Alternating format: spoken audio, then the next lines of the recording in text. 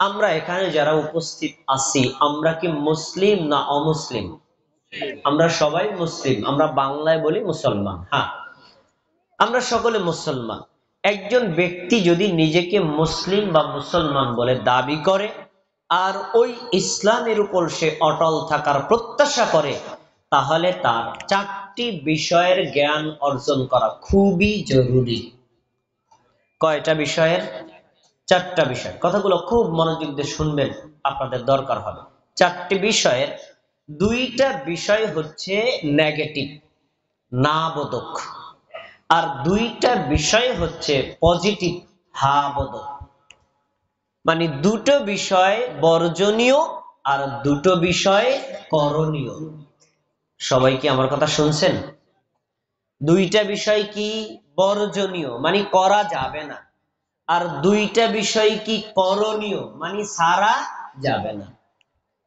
এই চারটি বিষয়ের জ্ঞান যদি আপনার আর আমার জানা না থাকে, তাহলে আপনি আর আমি কিন্তু ইমানের উপর, ইসলামের উপর, মুসলমানিত্বের উপর টিকে থাকতে পারবো না।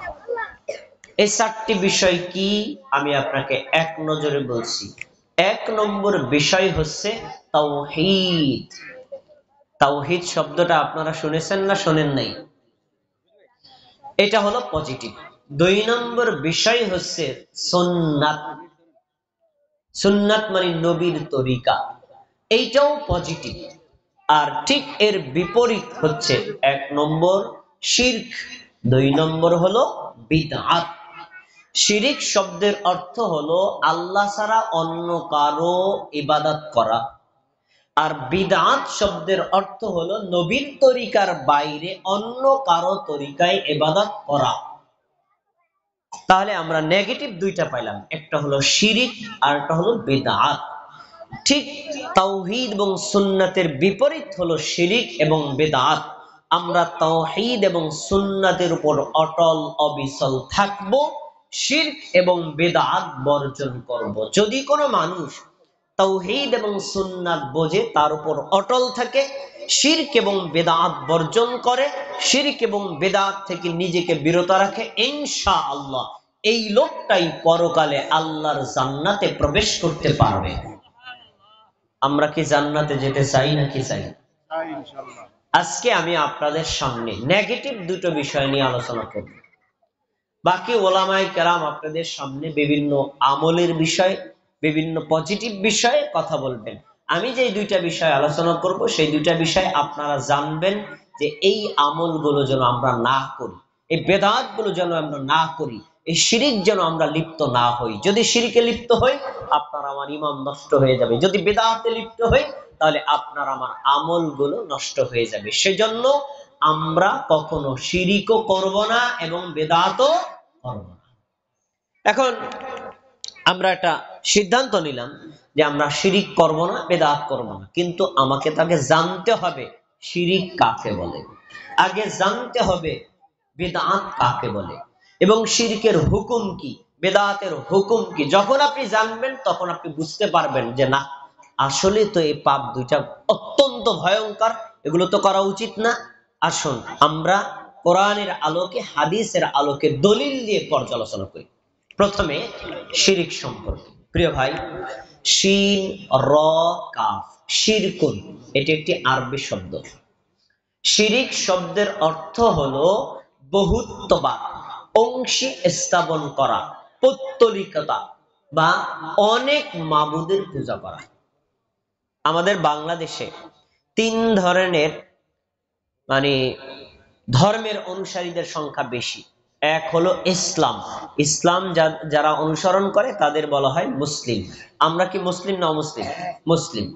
এরপরে দুই নম্বর হচ্ছে হিন্দু, তিন নম্বর হচ্ছে খ্রিস্টান, আর ইহুদিদের পরিমাণ খুবই কম। এখন এই যে যে যারা হিন্দু, তারা কিন্তু এক আল্লাহর ইবাদত করে না, তাদের মাবুদের সংখ্যা হচ্ছে ৩৩ কোটি। কয়জন? ৩৩ কোটি। আমরা মুসলমান, আমাদের মাবুদ কয়জন? তিনি কে বলেন? আল্লাহ। আমরা এক আল্লাহর ইবাদত করি, অন্য কারো ইবাদত করি না।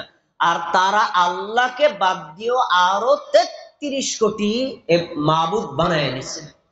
এখন এই যে আমরা এক আল্লাহর ইবাদত করি, আল্লাহ ছাড়া অন্য কাউকে শরীক করি না, এর নাম হলো তাওহীদ। আর ওরা আল্লাহকে বাদ দিয়ে আরো যে 33 কোটি মাবুদ বানায় নিয়েছে, তাদের পূজা করছে, এর নামই হলো শিরক। এখন শিরকের সংজ্ঞা এবং ভয়ঙ্করতা সম্পর্কে একটা হাদিস আপনার সামনে পেশ করছি, একদম স্পষ্টভাবে আপনি বুঝতে পারবেন শিরক জিনিসটা কি। সহিহ বুখারী হাদিস নম্বর 4477।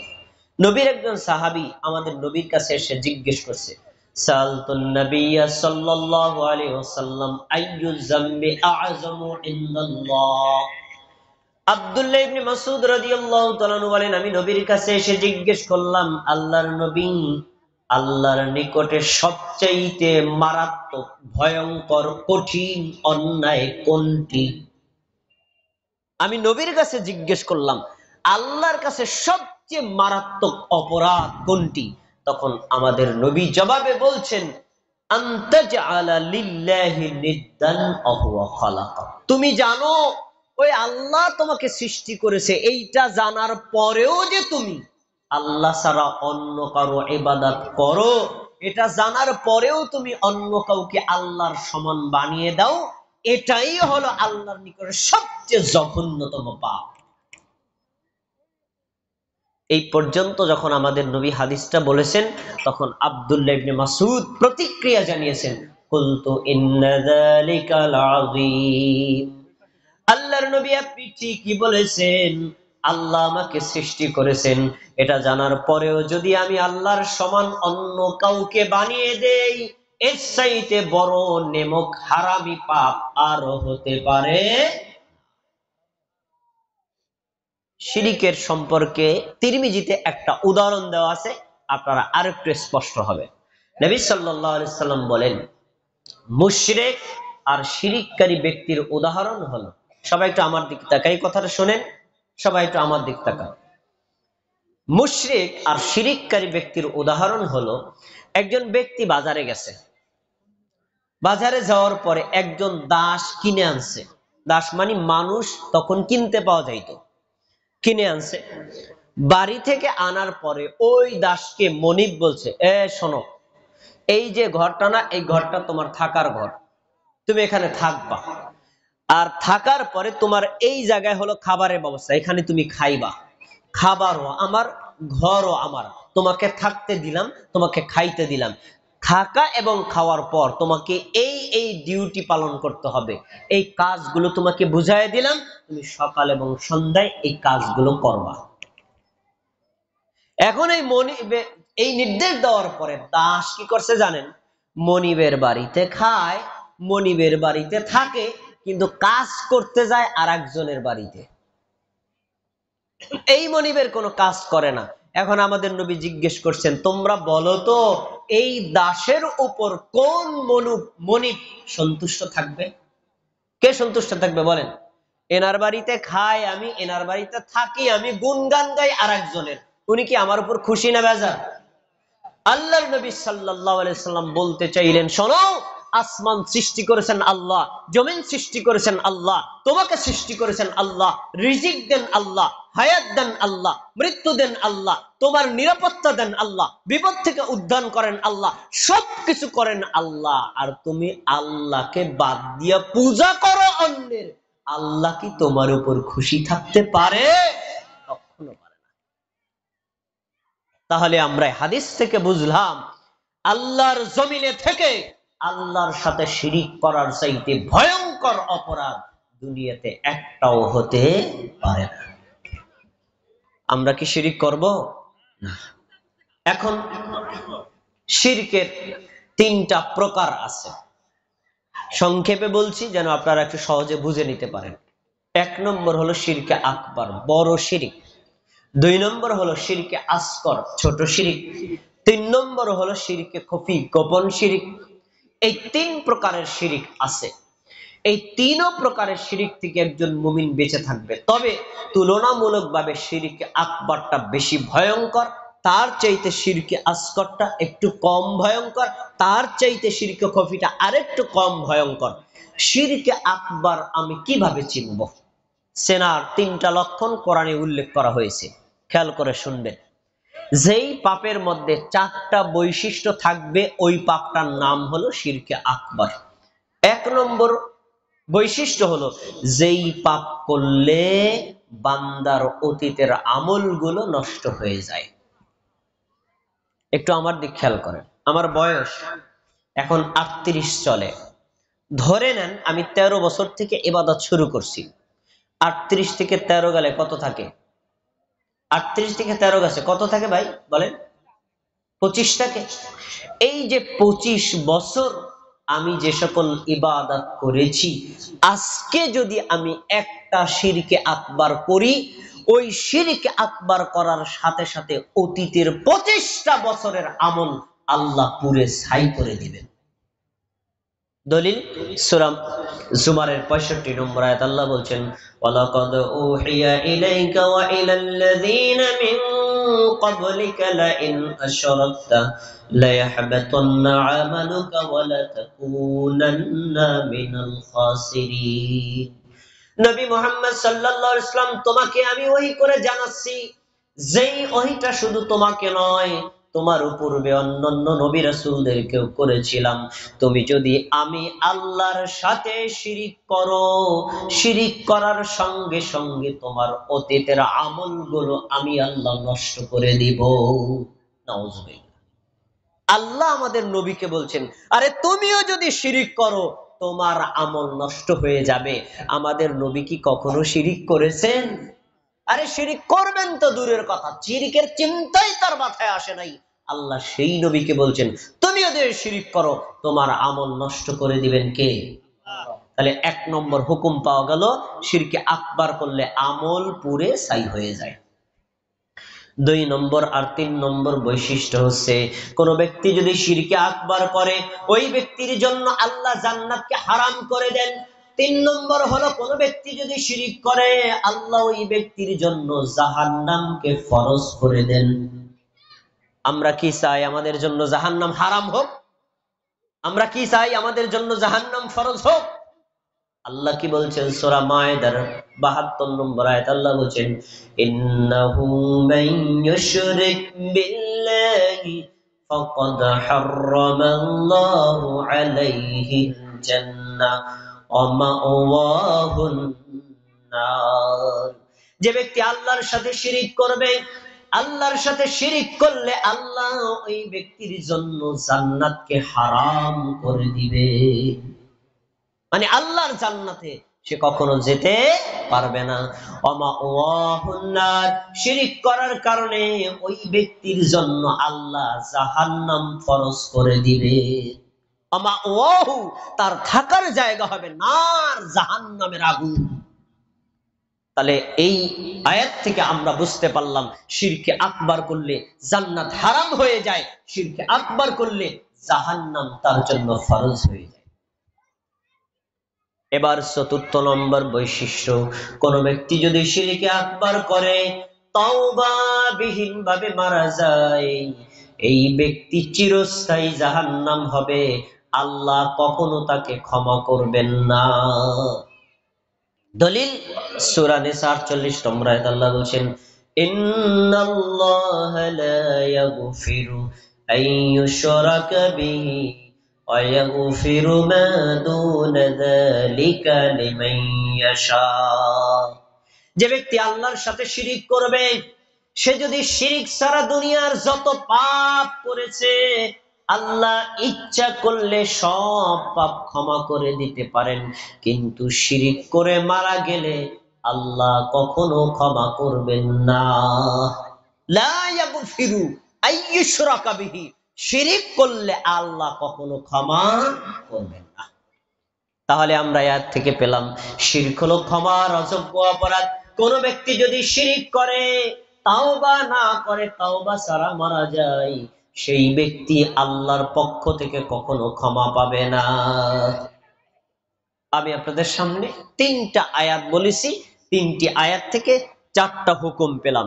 শিরিক করলে অতীতের আমল নষ্ট হয়, শিরিক করলে জান্নাত হারাম হয়, শিরিক করলে জাহান্নাম ফরজ হয়, শিরিক করলে ওই ব্যক্তি ক্ষমার অযোগ্য অপরাধী বলে গণ্য হয়। আমরা চারটা বৈশিষ্ট্যের আলোকে বলতে পারি এই চার বৈশিষ্ট্য যেই পাপের মধ্যে থাকবে এই পাপটার নামই হলো শিরকে আকবার, বড় শিরিক।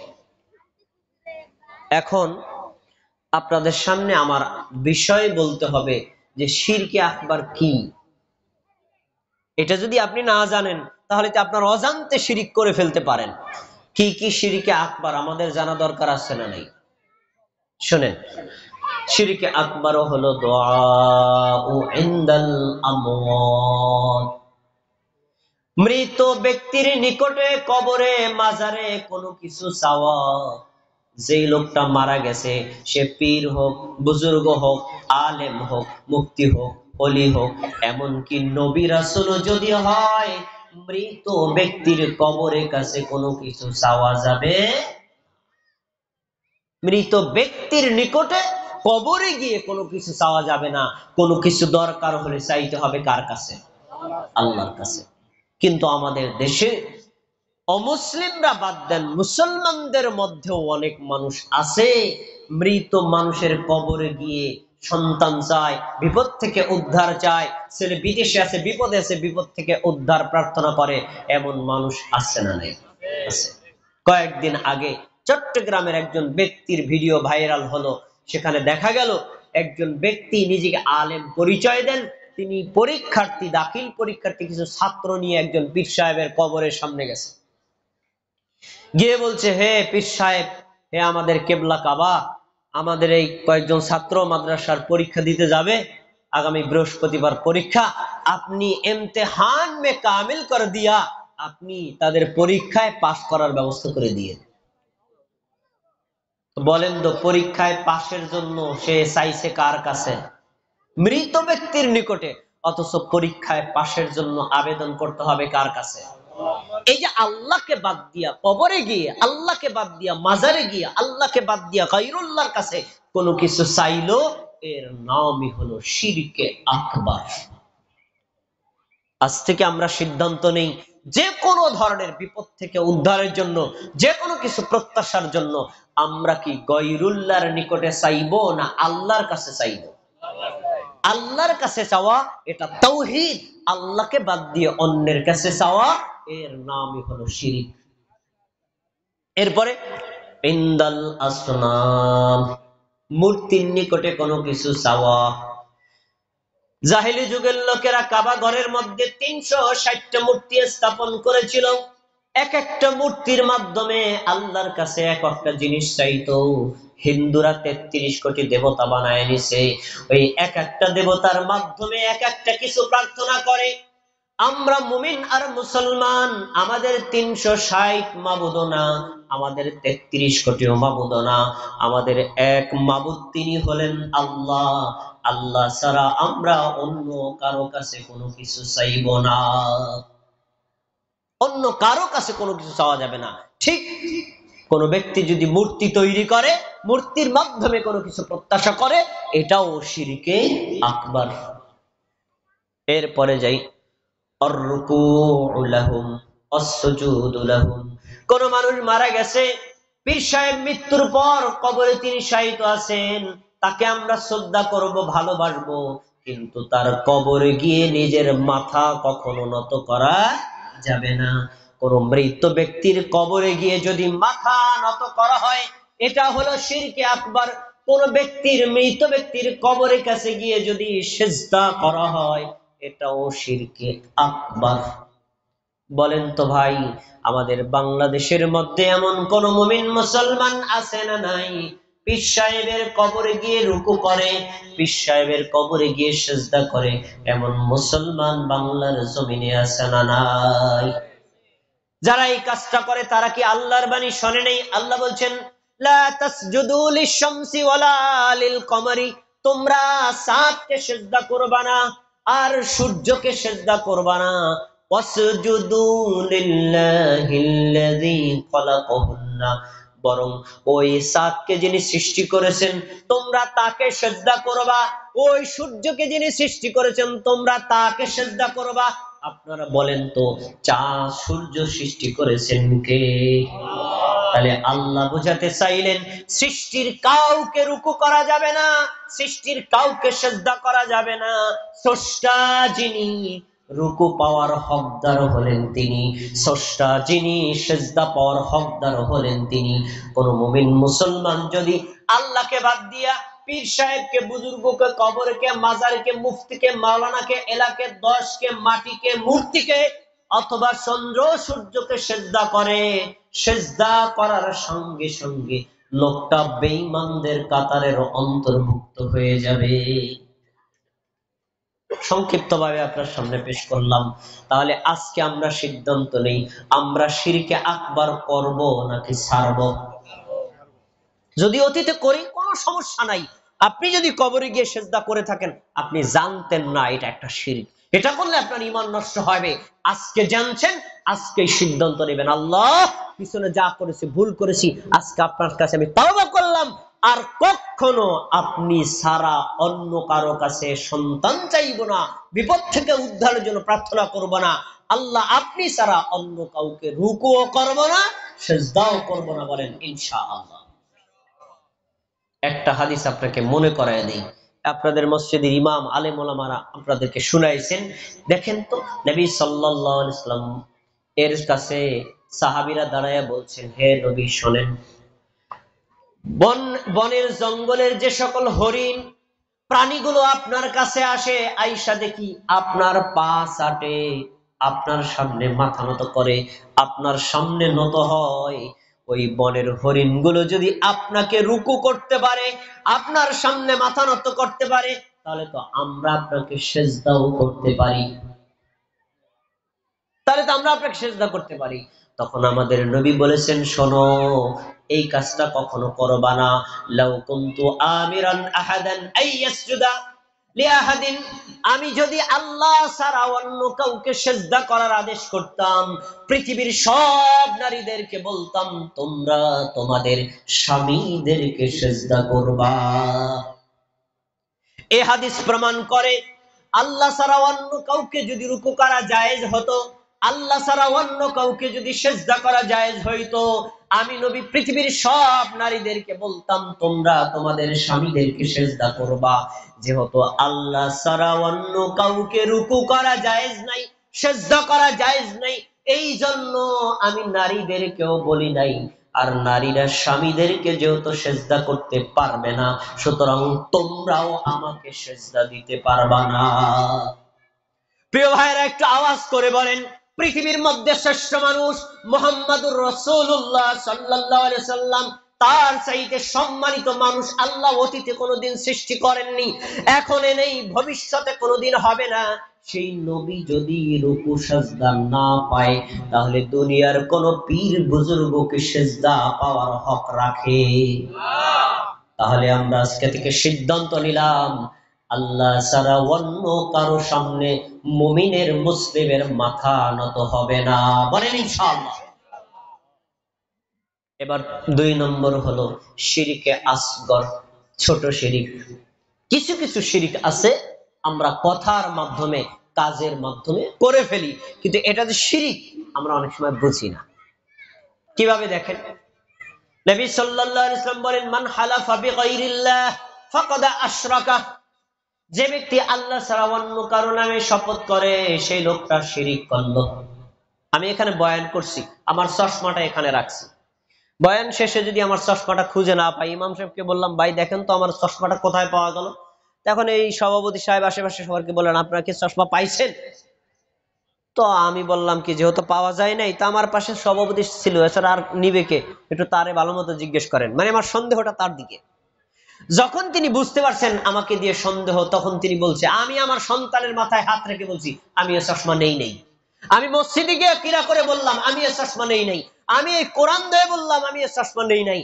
আমি এইভাবে, আমাদের সমাজের মানুষ অনেকে আছে না, শপথ করে না, এটা শিরক বলা যাবে না। কি বলতে হবে? আল্লাহর কসম করে বলছি আমি আপনার চশমাটা নেই।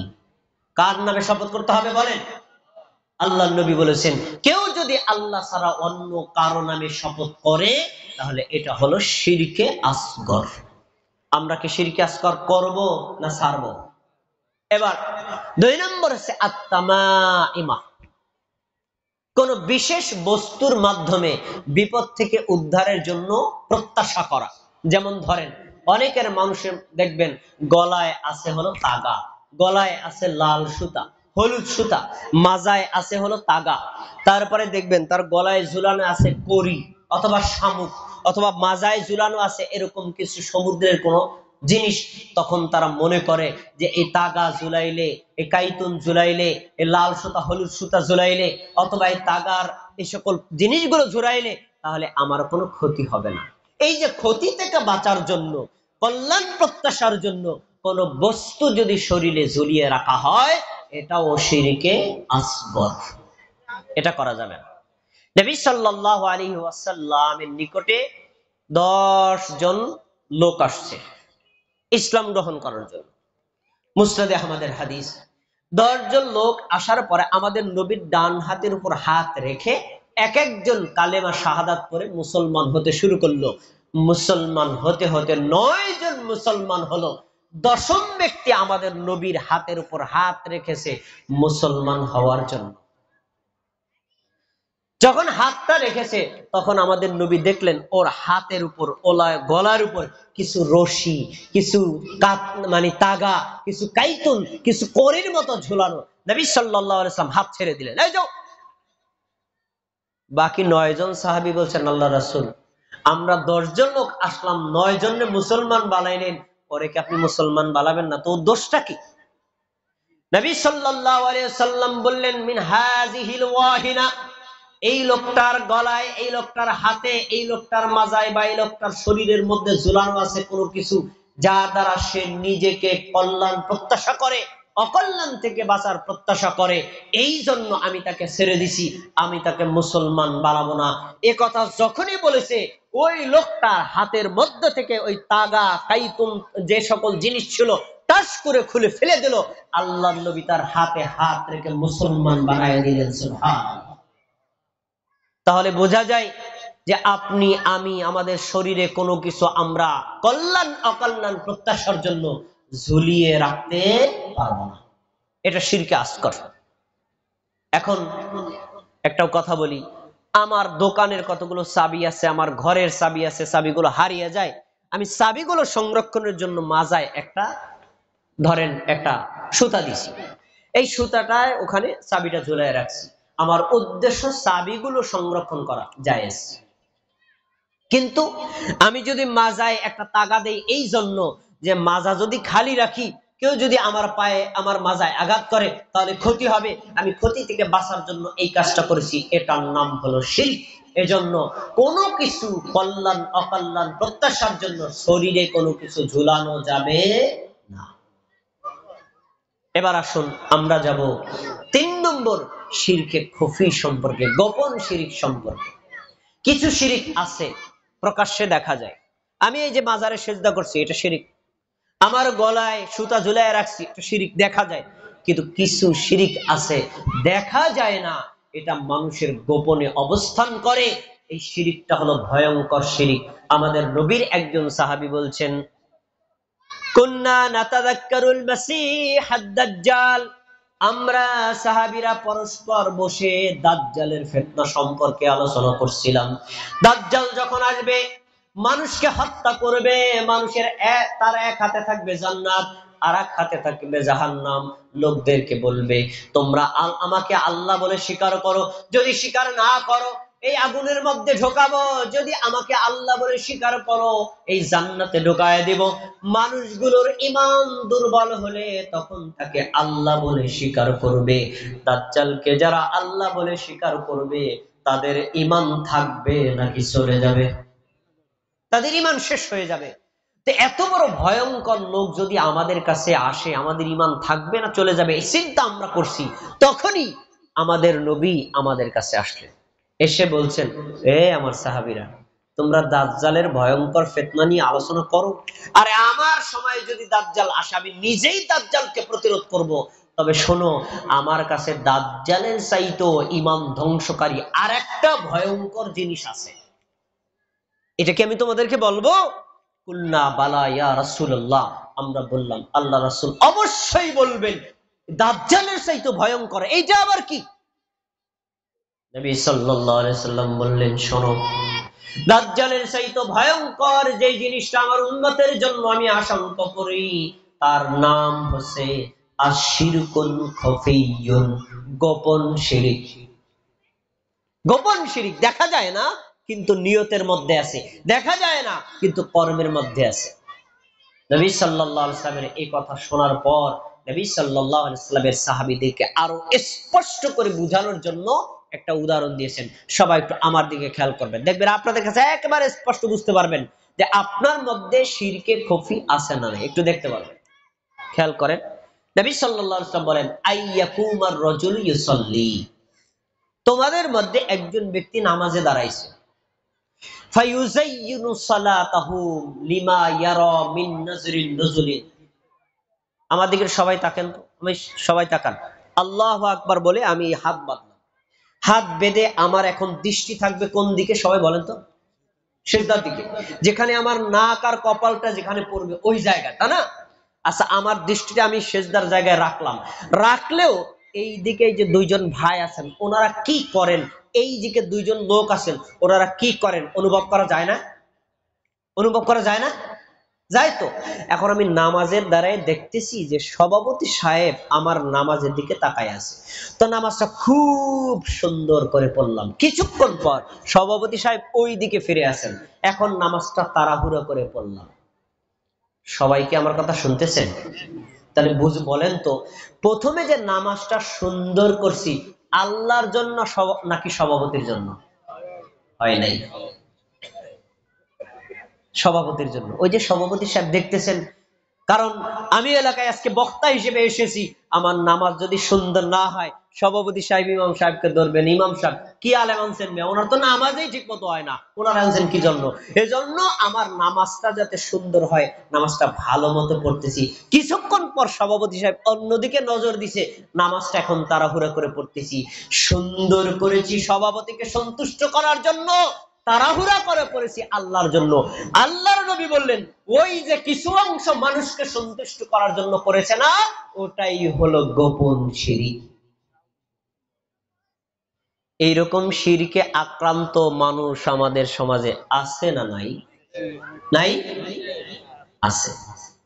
তাহলে আমরা এখান থেকে একটা শিক্ষা নেব, নামাজ, রোজা, হজ, যাকাত, ফরজ, ওয়াজিব, সুন্নাত, মুস্তাহাব, ছোট বড় সকল আমলগুলো আমরা এক আল্লাহর জন্য করব, মানুষের জন্য, এলাকার জন্য, মানুষের প্রশংসা পাওয়ার জন্য অন্য কোন লোভে করা যাবে না।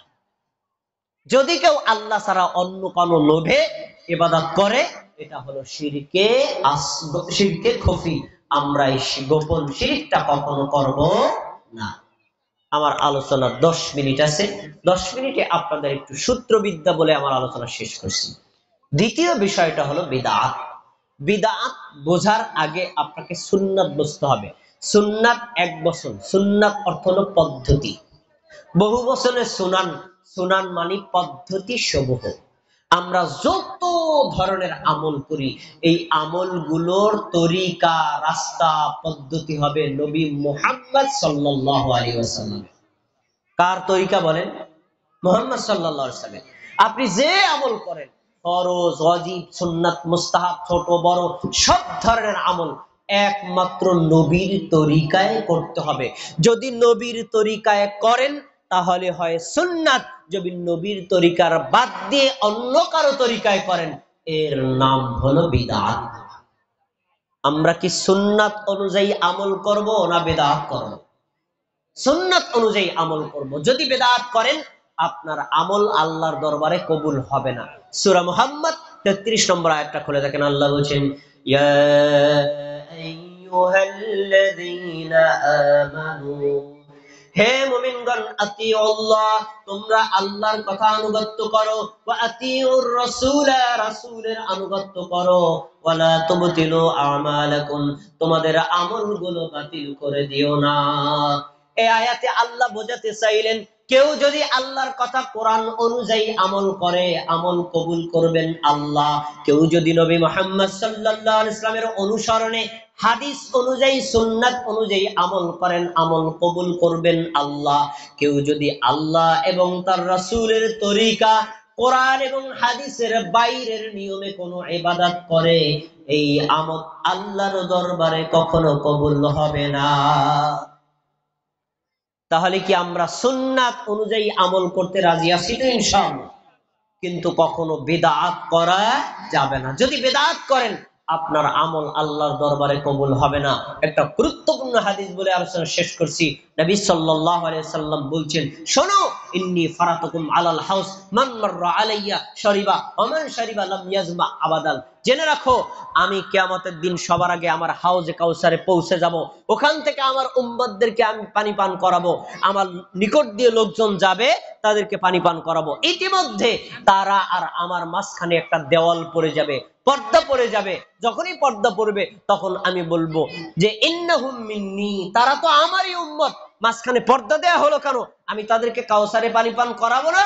তখনই আল্লাহ আকাশ থেকে আমাকে বলবেন, আসমান থেকে আল্লাহ আমাকে বলবেন, ইন্নাকা লা তাদরি মা আহদাসু বাদাকা, নবী তুমি তো জানো না, তোমার মৃত্যুর পর ইসলাম ধর্মের মধ্যে তারা কত নিত্য নতুন বিদআত আবিষ্কার করেছে। এই কথা যখনই আল্লাহ আমাকে বলবেন, তখন আমি বলবো সুহকান সুহকান লিমান গায়্যারা বাদি, দূর হয়ে যাও, শেষ সরে যাও, যারা আমার পরে ধর্মের মধ্যে নতুন নতুন বিদআত আবিষ্কার করেছো। আমি তাদেরকে কাউসারের পানিও পান করাবো না, তাদের জন্য কোনো সময় সুপারিশও করব না। এ হাদিস প্রমাণ করে, যারা বিদআত করে আল্লাহর নবী তাদেরকে ঘৃণা করেন। যারা বিদআত করে তারা ধর্মের মধ্যে পরিবর্তন করে। যারা বিদআত করে তারা কাউসারে পানি পান করতে পারবে না। যারা বিদআত করে তারা নবীর সুপারিশ কখনো পাবে। তাহলে কি আমরা বিদআত করব না সুন্নাত অনুযায়ী আমল করব? আল্লাহ তাবারাকা ওয়া তাআলা আমাদের সবাইকে শিরক বর্জন করার, তাওহীদের উপর অটল থাকার তৌফিক দান করুন, আমিন। এবং আল্লাহ আমাদেরকে ফরজ, ওয়াজিব, সুন্নাত, মুস্তাহাব সব আমলগুলো সুন্নাত তরিকা অনুযায়ী করার তৌফিক দান করুন, এবং যাবতীয় বিদআত বর্জন করার তৌফিক দান করুন, আমিন। আজকে আমি সংক্ষিপ্ত আলোচনা এখানে শেষ করছি। আল্লাহ সবাই 5 মিনিট আছে? আচ্ছা, তাহলে একটু বলা দরকার যে বিদআত কি কি, আমাদের একটু জানা দরকার না বিদআত কি কি? যদি আপনি না জানেন, আপনি বুঝতে পারবেন না বিদআত কি। আসেন, বিদআত হলো আমাদের নবী যে আমলটা করেছেন, এই আমলটা বাদ দিয়ে আলাদা আরেকটা আমল করা। দেখেন, আব্দুল্লাহ ইবনে ওমর রাদিয়াল্লাহু তাআলা আনহু, তার সাথে একজন তাবেঈ মসজিদে গেছেন।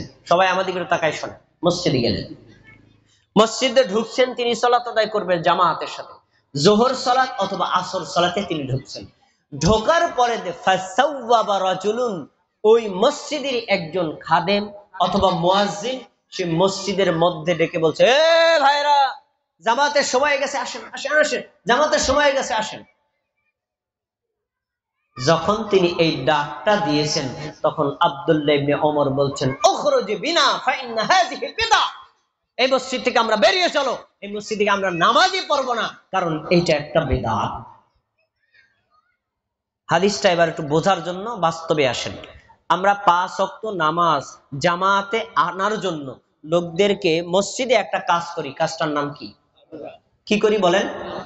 আজানের উদ্দেশ্য, আজান অর্থ কি? ঘোষণা করা, ডাকা।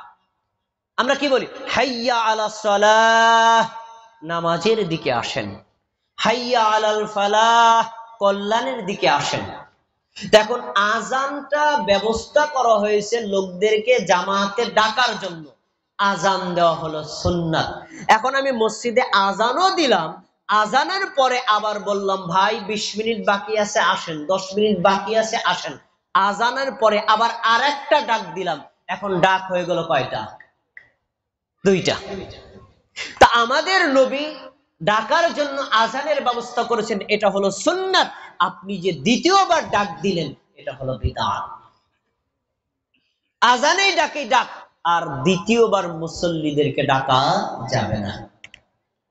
এখন একজন মুখের প্রশ্ন করতে পারেন, ভাই ফজরের আজান দিচ্ছেন 5টার সময়, 5:30টায় জামাত, তো এরপরে যদি আবার 15 মিনিট পর বলা হয় ভাই 15 মিনিট বাকি আছে উঠে আসেন, তো এই ডাকটা শুনে তো অনেকে ঘুম থেকে উঠে নামাজ পড়তে আসতে পারে। যদি ডাকটা বন্ধ করে দেওয়া হয়, তাহলে তো ওই লোকটা জামাত পাবে না।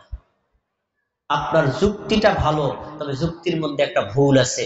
ভুলটা হলো এই, আমরা যদি শুধু আজান দেই, আজানের পরে আর ডাক না দেই, তাহলে আজান শোনার সাথে সাথে মুসল্লি উঠে জামাতের দিকে রওনা দিবে। আর আমরা করছি কি, আজানও দিলাম আবার ডাকও দিলাম, এজন্য মুসল্লিরা আজানের গুরুত্ব না শুই না ডাকের গুরুত্বের জন্য অপেক্ষা করে। তাহলে একদিন যদি আপনি মাইকে ডাকতে না পারেন, একদিন যদি আপনার কারেন্ট না থাকে, লোকরা শুনতে না পারে, তখন বলবে কি, দেখছো আমি তো আজানের পরে ডাকার অপেক্ষায় ছিলাম, তো তুমি আর ডাক দাও না, এই জন্য জামাতটা পাইলাম না। এই জামাতটা মিস করছে আপনার ওই বেদাতটা করার কারণে। তাহলে হাদিস প্রমাণ করে যে আজান দেওয়া সুন্নাত, আজান ছাড়া মসজিদে অন্যভাবে ডাকা এটা হলো বিদআত। এখন বলতে পারেন, আমি রাস্তা দিয়ে যাচ্ছি, ইমাম সাহেবকে দেখলাম যে একটা কাজ করতেছে, ইমাম সাহেব নামাজের সময় গেছে, আসেন। ওই ভাইরে ডাকলাম, আব্দুল্লাহ ভাই কি কাজ করতেছেন, আসেন। এই ডাক কি বেদাত হবে? না। মসজিদে একটাই আজান, আর দ্বিতীয়বার ডাকা যাবে না। কিন্তু আপনি রাস্তায় আসতেছেন, লোকদেরকে বলে, এ ভাই নামাজের সময় গেছে, আসেন। এ ভাই আপনি কি কাজ করতেছেন, জামাতের মাত্র 5 মিনিট, ওঠেন ওঠেন। এই ডাকটা আপনার জন্য নেকি, এটা বেদাত না। আচ্ছা, এবার আরেকটি বেদাতের উদাহরণ দিই। প্রিয় ভাই, বলেন আমরা নামাজ পড়ি, রোজা রাখি, হজ করি, যাকাত দেই, দান করি, ছোট বড় যত আমল করি, এই আমলগুলো কবুল হওয়ার জন্য একটা বড় শর্ত হলো আপনার নিয়ত করতে হবে। নিয়ত যদি আপনি না করেন, আপনার ইবাদত আল্লাহর দরবারে কবুল হবে না। দলিল সহিহ বুখারী 1 নম্বর হাদিস, নবী সাল্লাল্লাহু আলাইহি ওয়াসাল্লাম বলেন, ইন্নামাল আ'মালু বিন্নিয়াত, নিশ্চয়ই সকল আমলগুলো নিয়তের উপর নির্ভরশীল। শোনেন, আপনি যদি নিয়ত না করেন, আপনার নামাজ হবে না। আপনি যদি নিয়ত না করেন, আপনার রোজা হবে না। আপনি যদি নিয়ত না করেন, আপনার যাকাত হবে না। আপনি যদি নিয়ত না করেন, আপনার হজ হবে না। এই নিয়তের সম্পর্কটা ঠোঁট আর জিহ্বার সাথে না, নিয়তের সম্পর্কটা হলো অন্তরের সাথে। অন্তরে নিয়ত করা ফরজ। এবার আপনারা বলেন, আমার গোসল ফরজ ছিল, গোসল করেছি নামাজের জন্য, একবার নিয়ত হয়ে গেল। আমার অজু নাই, অজু ভেঙে গেছে, অজু করেছি, 2বার নিয়ত হয়ে গেল। আমি মসজিদে গিয়ে জামাতে নামাজ পড়বো, রওনা দিলাম, 3বার নিয়ত হয়ে গেল। মসজিদে যাওয়ার পরে মুয়াজ্জিন সাহেব ইকামত দিলেন, আমি কাতারবদ্ধ হয়ে দাঁড়ালাম, নিয়ত কয়বার হয়েছে? 4বার নিয়ত হয়ে গেছে। এই নিয়ত করাটা হলো আপনার আমার জন্য ফরজ। কিন্তু আমরা মুখে আরবিতে বা বাংলায় বলি না, নাওয়াইতু আন উসাল্লিয়া লিল্লাহি তাআলা আরবা রাকাতান, এরকম বলি না কি বলি না? এটা হলো বিদআত। ভুল বুঝবেন না কেউ। আবার শুনে নেন, মুখে পড়া যাবে না, কিন্তু অন্তরে করা ফরজ। আপনার মুখে বলার কোনো দরকার নেই, আল্লাহু আকবার বলে নামাজ শুরু করবেন, বাস আপনার নামাজ কবুল করার মালিক কে? আল্লাহ। এরকম অগণিত অসংখ্য বিদআত আমাদের সমাজে প্রচলিত আছে। কখনো সময় সুযোগ হলে আপনাদের সামনে আলোচনা করব ইনশাআল্লাহ। আমার আলোচনার সময় শেষ। আল্লাহ রাব্বুল আলামিন আমাদের সবাইকে তাওহীদের উপর অটল রাখুন, সুন্নাতের উপর অটল রাখুন এবং শিরক এবং বিদআতকে বর্জন করার তৌফিক দান করুন। আমিন। আসসালামু আলাইকুম ওয়া রাহমাতুল্লাহ।